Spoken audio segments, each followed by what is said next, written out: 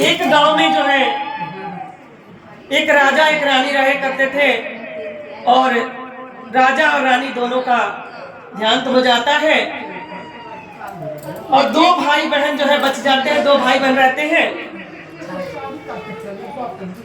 ऐसे ही करते करते दिन बीतता रहा, धीरे धीरे भाई और बहन बड़े होने लगे। आस पड़ोस के लोग कहने लगे कि घर में कोई काम करने वाले नहीं है, लड़का का शादी कर दिया जाए, क्योंकि लड़का बड़े थे। सब मिल करके और उस लड़का के शादी करा दिए। घर में बहू आ गई और लड़की क्या करती थी, अपना घर का काम काज करके और शिव गुरु में नेह बहुत लगाती थी, हर जगह शिव चर्चा में जाती थी, शिव चर्चा करती थी और शिव गुरु से बहुत अच्छा उनका लगाव था, पूजा में बहुत रुचि रखती थी।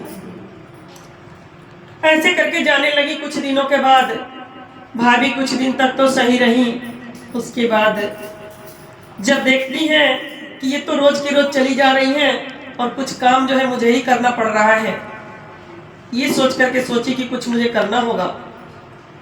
अपने पति से कहती हैं कि सुनिए, ये जो है रोज रोज शिव चर्चा में जाती है, मुझे अच्छा नहीं लगता, क्योंकि अब ये बड़ी हो गई, सियानी हो गई, और इस तरीका से लड़की का जाना अच्छा नहीं होता है।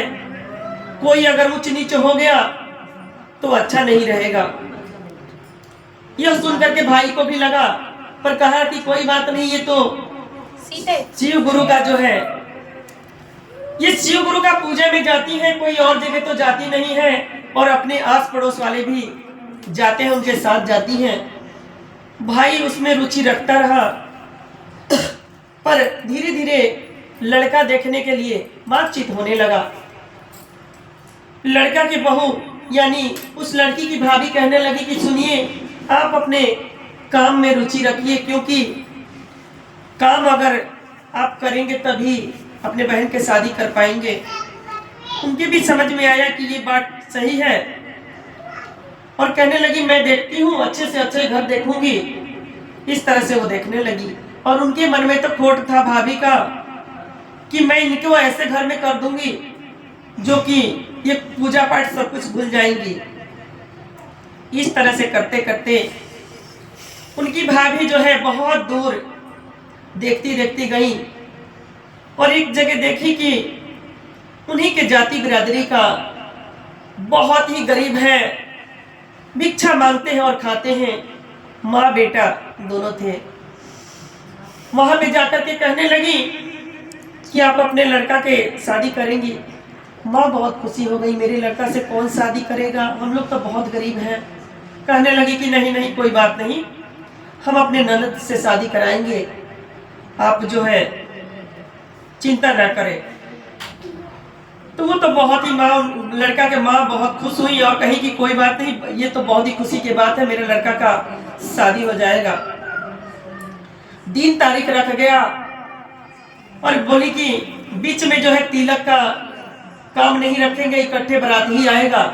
इस तरीका से सब तैयारी करने लगे, और भाई जो है कपड़ा लता खरीद करके लाते हैं देने के लिए बहन को। बक्सा लाए, कपड़ा लाए, लता लाए और ला करके दिए। कहते हैं कि चलो हम लोग जो है बक्सा सरिया लेते हैं, नहीं तो बारात के दिन जो है कुछ काम नहीं हो पाएगा। ये सब पत्नी उनकी कहती है, लड़की की भौजाई कहती है कि आप जो है आप क्यों करेंगे ये सब, क्योंकि जो है ये सब औरतों का काम है और औरतें कर लेंगी, मैं कर लूंगी। ऐसे कह करके जितनी साड़ी कपड़ा लाए थे नए नए सारा निकाल ली, और केला के पत्ता रख रख के उसमें सब भर दी। और हमारे पुरबिया लोग में एक ये होता है नियम कि जब लड़की विदा होती है तो उसके बगल से खोछा दानी बांधते हैं, उसमें रुपया पैसा जो भी डालते हैं वो उस पे ननद का हक होता है, वो ननद खोलती है।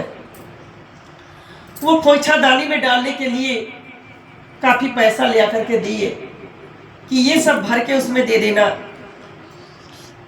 उसकी भाभी क्या करती है, लड़की की सारा जो है उसमें से निकाल करके और उसमें जितना गिट्टी पत्थर हुआ सब भर दी कि मैं पैसा दे रही हूँ करके। और बांध करके दे देती हैं। बारात धूमधाम से आया, धूमधाम से क्या आया, वो तो भिखारी थे ही। और उसी तरीका से जैसे होता है नियम चार हुआ और बारात जो है विदा हो गई। जब बारात विदा हो गई तो लड़की जाके देख रही है कि यहाँ तो कहीं कुछ नहीं है। और एक चीज और आप लोग का ध्यान देना है, जो हम लोग यहाँ धूप बत्ती जलाते हैं उसमें से जो निकलता है जला हुआ, हमारा जो है सबसे बड़ा प्रसाद वही होता है। हमारे मन में कोई भी मनोकामना होता है सारा पूरा होता है। किसी समय कष्ट में फंस जाते हैं, हम लगा करके जो है अपने आत्मविश्वास से उसे मानते हैं, पूरा होता है। लड़की वही करी थी, जहां भी शिव चर्चा में जाती वो लिया करके दया अपना रखी थी। और एक घर में से बैठे बैठे वो देख रही हैं कि भाभी हमारी क्या रख रही है इसमें। पर शिव गुरु पर ध्यान लगा के कहती है कि कोई बात नहीं, भाभी जो भी देती है वो मुझे मंजूर है। जब ससुराल पहुंच जाती है तो वहां का भी कार्यक्रम हमारे पूर्व साइड के ये होता है कि जो बक्सा जाता है तो वो देखने के लिए, हमारे यहाँ झांपी कहा जाता है, उसको देखने के लिए सभी अड़ोस पड़ोस के आते हैं कि क्या मिला है बहू को। उसी प्रकार सब लोग आने लगे कि बक्सा दिखाओ। बक्सा में तो कुछ नहीं था, पर अब ये तो जानती है कि उसमें क्या है, मन में है। पर चाबी लेकर के देती है सास को, पर क्या कहती है,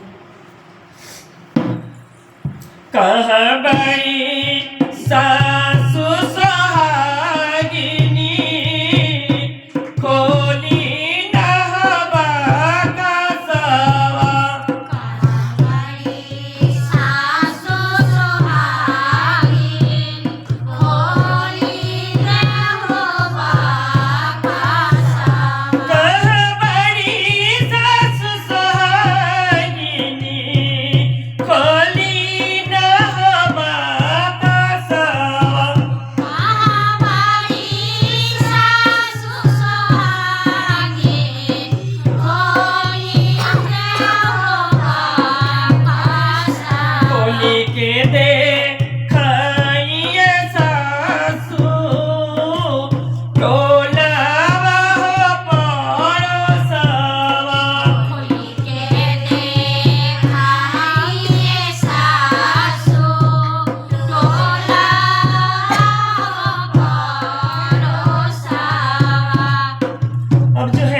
कहती हैं कि सासू माँ ये चाबी लीजिए और टोला पड़ोसा के खोल के दिखाइए। उन्हें तो था ही कि इसमें है क्या। ननद घूम फिर करके अपनी सखी सहेली के साथ आती हैं और कहती हैं आज हमारी भाभी आई है, बहुत सारा रुपया लेके आई होंगी, पैसा, आज मेरे पास बहुत सारा पैसा होगा। खुशी से वो भी कूद रही हैं। उनसे भी कहती हैं, कहाँ बड़ी ननद सुहागिनी खोली न हो खोई छा। कहाँ बड़ी ननद सुहागिनी खोली न हो खोई छा। कहाँ बड़ी ननद सुहागिनी खोली न हो खोई छा।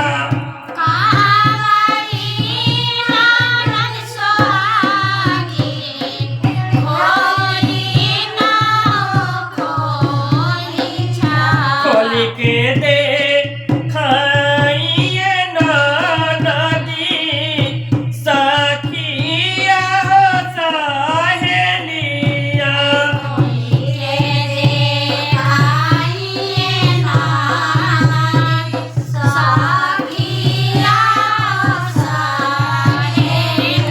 खोली के दे खाइए नदी सखिया हो सहेली।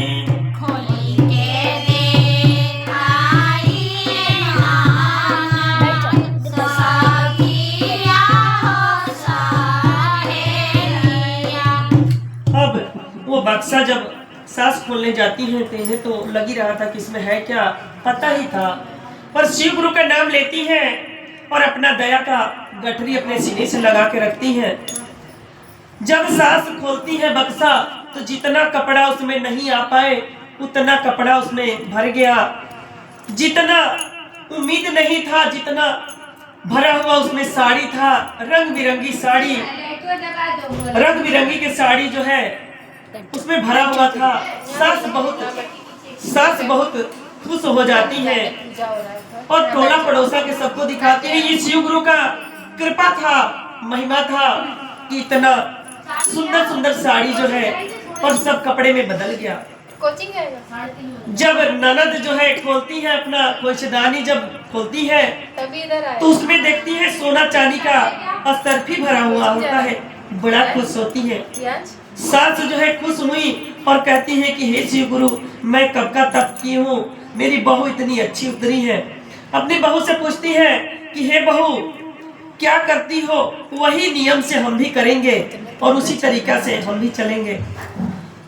कहती हैं पहला में दाया हो ममिहा, दूसरे में चारा चावा।